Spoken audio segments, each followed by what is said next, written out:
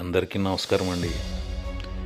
ఈ మధ్య నా ఛానల్ బాగానే చూస్తున్నారు, అందుకు చాలా కృతజ్ఞతలు. అయితే చూసే సంఖ్య ఎక్కువ ఉంది, సబ్స్క్రైబ్ చేసేవారి సంఖ్య చాలా తక్కువ ఉంది. దయచేసి మీరు అవకాశం చూసుకుని సబ్స్క్రైబ్ చేస్తారని కోరుతున్నానండి. ఈరోజు మీరు చూస్తున్న ఫోటోలన్నీ బందర్కోట పక్కనే ఉన్న పురాతన జైలు దృశ్యాలండి. 500 ఏళ్ళు పైగా చరిత్ర కలిగిన ఈ జైలు చరిత్ర చాలా తక్కువగానే అందుబాటులో ఉంది.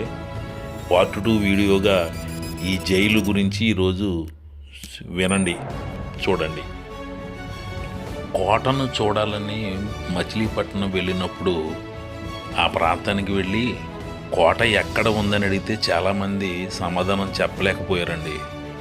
ఒకరిద్దరు మాత్రం అక్కడ ఏదో బ్రిటిష్ వాళ్ళు కట్టిన బిల్డింగులు ఉన్నాయి అన్నారు. అయితే అక్కడ జైలు కూడా ఉంది. ఈ విషయాన్ని మాత్రం చాలామంది సరిగ్గా చెప్పలేకపోయారు. మొత్తానికి అక్కడికి వెళ్ళాక కోటతో పాటు జైలును కూడా చూసి చిత్రీకరించాను. 500 సంవత్సరాలకు పైగా కిందట ఈ పురాతన జైలు శిథిలాలు ఇప్పుడు మనకు కనిపిస్తాయి. కొన్ని ఆకారాలు బాగానే ఉన్నాయి. డచ్ వారి కంటే ముందుగా హైదరాబాద్ నిజాం ప్రభువులు హయాంలోనే ఈ జైలు నిర్మాణం జరిగినట్లు చెబుతున్నారు. ఆ తరువాతే డచ్, ఫ్రెంచ్, బ్రిటిష్ వారు ఈ జైలును వినియోగించుకున్నారు. పూర్తి చరిత్ర మాత్రం అంతంత మాత్రమే అందుబాటులో ఉంది. 500 ఏళ్లకు మునుపు హైదరాబాద్ గోల్కొండ కోట నిర్మాణం కోసం కొన్ని భవనాలు కట్టినప్పుడు ఐరోపా, ఇరాన్, ఇరాక్ ప్రాంతాల నుంచి భవన నిర్మాణం మెటీరియల్ని ఓడల ద్వారా బందర్ రేవుకు తీసుకొచ్చారట.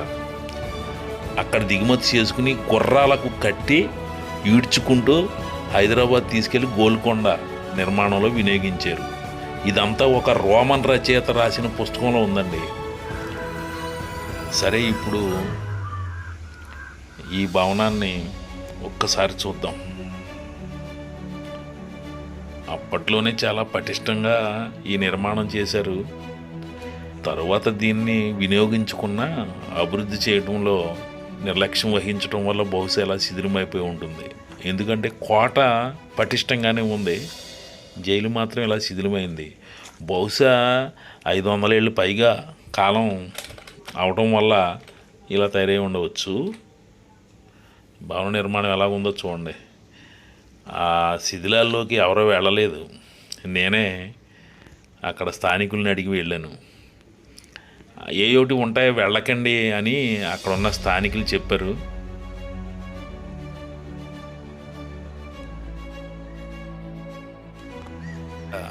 కొన్ని ద్వారాల ద్వారా నేను సాహసం చేసి లోపలికి వెళ్ళాను.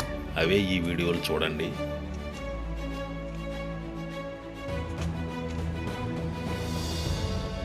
బహుశా గోల్కొండ నిర్మాణం కోసం ఇక్కడి నుంచి ఓడలో వచ్చిన వాటిని తీసుకెళ్లే సమయంలో వాళ్ళు ఉండేందుకు కొన్ని భవనాలు కట్టి ఉండవచ్చు.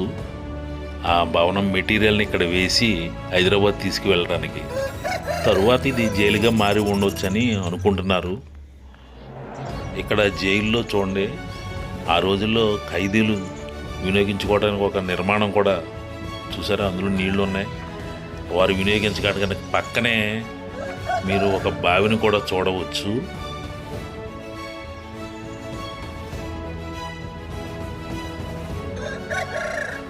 ఈ జైల్లో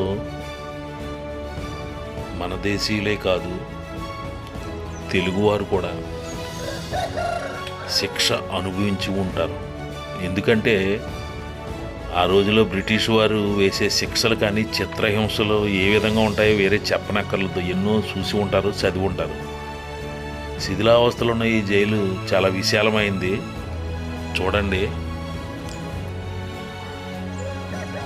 ఇక్కడ కొంతమంది ఈ స్థలాన్ని ఆక్రమించి పశువులు కొట్టంగా వాడుకుంటున్నారు. కొన్ని చోట్ల గృహాలు కూడా నిర్మించేసుకున్నారని స్థానికులు చెప్పారండి. ఏదేమైనా గొప్ప చారిత్రక జ్ఞాపకం ఇది.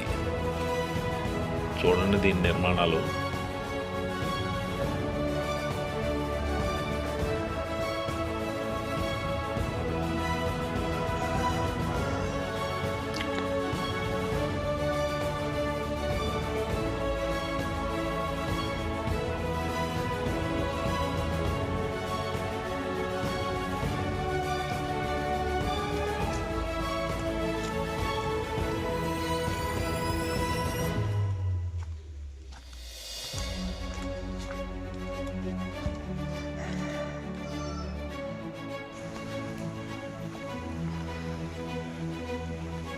ఈ జైలు గోడ పడమర వైపు ప్రాంతానిదండి.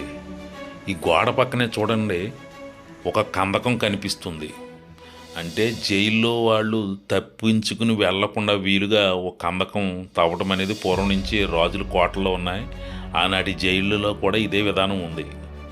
ఇందులో కొన్ని రాజవంశీకులు అయితే బయటికి వెళ్లకుండా మొసళ్ళను కూడా వదిలేవారట. మొత్తం మీద ఈ కందకం కూడా దాన్ని గుర్తు చేస్తుంది.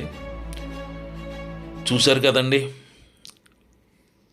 బందరు కోట సమీపంలో ఉన్న పురాతన జైలుని. ఈ వీడియోను చూసిన వారు సబ్స్క్రైబర్లు అయితే వద్దు, కానీ కొత్త వారు చూసి ఉంటే దయచేసి సబ్స్క్రైబ్ చేయండి. కాస్త గంట బెల్ల కొట్టి షేర్ చేస్తారని కోరి ప్రార్థిస్తున్నాను. మరో వీడియోతో రేపు కలుద్దామండి. నమస్తే.